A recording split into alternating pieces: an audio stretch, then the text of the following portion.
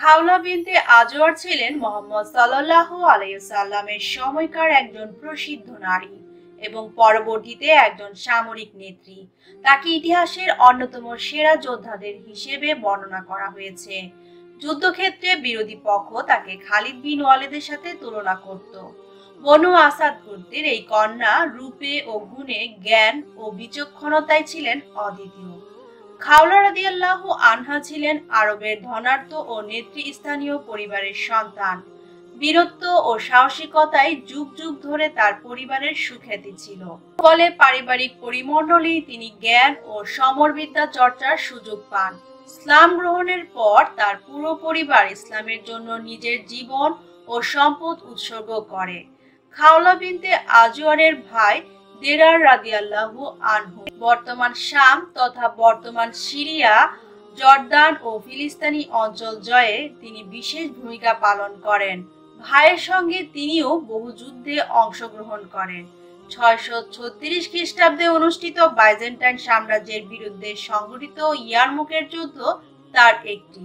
এই যুদ্ধে চতুর্থ দিনে বাইজেন্টাইন বাহিনীর বিরুদ্ধে তিনি একদল নারীর নেতৃত্ব দেন এবং এই যুদ্ধেই তিনি এক গ্রিক যোদ্ধার সঙ্গে লড়াই করে বাইজেন্টাইন সৈন্যদের মনে বিস্ময়ের সৃষ্টি করেন।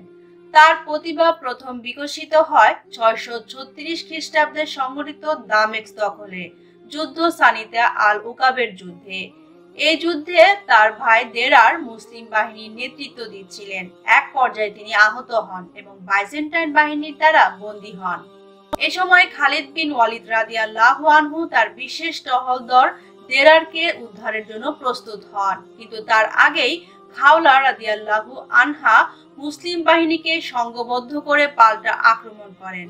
সেদিন তিনি এমন বীরত্বের সঙ্গে যুদ্ধ করেন যে যতক্ষণ না খালিদ রাদিয়াল্লাহু আনহু এসে উপস্থিত হয় ততক্ষণ বহু মুসলিম সৈন্য খাওলাকেই খালিদ ভাবছিলেন। অবশেষে শত্রু বাহিনী পরাজিত এবং পালিয়ে যায়। তিনি তার ভাইকে উদ্ধার করতে সক্ষম হন। যুদ্ধ শেষে খালিদ খাওলাকে অবস্থায় খুঁজে পান এবং তার পরিচয় জানতে চান। প্রথমে অসম্মতি জানালেও শেষ পর্যন্ত তিনি নিজের পরিচয় প্রকাশ করেন। সেনাপতি সুরাহবিল ইবনে হাসানা খাওলা রাদিয়াল্লাহু আনহার সম্পর্কে বলেছিলেন, এই যুদ্ধে খালিদ বিন ওয়ালিদের মতোই যুদ্ধ করেছেন তিনি, কিন্তু আমি নিশ্চিত ছিলাম যে সে খালিদ নয়। অন্য একটি যুদ্ধে খাওলা রাদিয়াল্লাহু আনহা রোমানদের হাতে বন্দী হন। তাকে অন্য বন্দীদের সঙ্গে শত্রুদের তাঁবুতে নিয়ে যাওয়া হয় এবং পরে রোমান সেনাপতির তাঁবুতে নিয়ে যাওয়ার পরিকল্পনা চলে। তখন তিনি অন্য বন্দী নারীদের প্রতিরোধ গড়ে তুলতে উদ্বুদ্ধ করেন। নারী বন্দীরা তাঁবুর খুঁটিগুলো অস্ত্র হিসেবে ব্যবহার করে রোমান সৈন্যদের উপর আক্রমণ করলেন।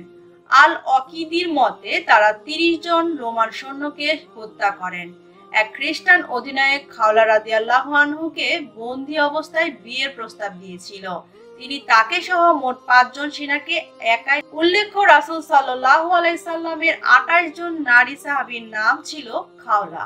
ফলে খাওলা বিনতে আজওয়ার রাদিয়াল্লাহু আনহার পরিচয় নির্ণয়ে ঐতিহাসিকদের ভেতর কিছুটা মতভিন্নতা আছে, কিন্তু গবেষক আইমান জাগুল, আল্লামা ওয়াকিদি, আল্লামা ইবনে কাসির ও আল্লামা জারকানি রাদিয়াল্লাহু আনহের উদ্ধৃত দিয়ে দাবি করেছেন যে বীরঙ্গনা সাহাবী খাওলা বিনতে আজওয়ার ছিলেন সেনাপতি দেরার বিন আজওয়ার রাদিয়াল্লাহু আনহুর বোন, আর তিনি তার ভাইয়ের সঙ্গে একাধিক যুদ্ধে অংশগ্রহণ করেছেন।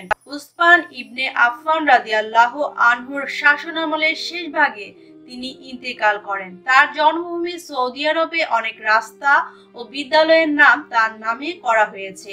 ইতিহাস আরব নারী এর অংশ হিসেবে জর্দান তার নামে ডাক টিকিট প্রকাশ করে। অনেক আরব শহরের বিদ্যালয়ের নাম খাওলা বিনতে আল আজওয়ারের নাম বহন করেছেন। খাওলার সম্মানে ইরাকের সামরিক বাহিনীর নারী শাখার নাম তার নামে করা হয়েছে। সংযুক্ত আরব আমিরাতে প্রথম নারী সামরিক মহাবিদ্যালয়ের নাম রাখা হয়েছে খাওলা বিনতে আল আজওয়ার প্রশিক্ষণ মহাবিদ্যালয়।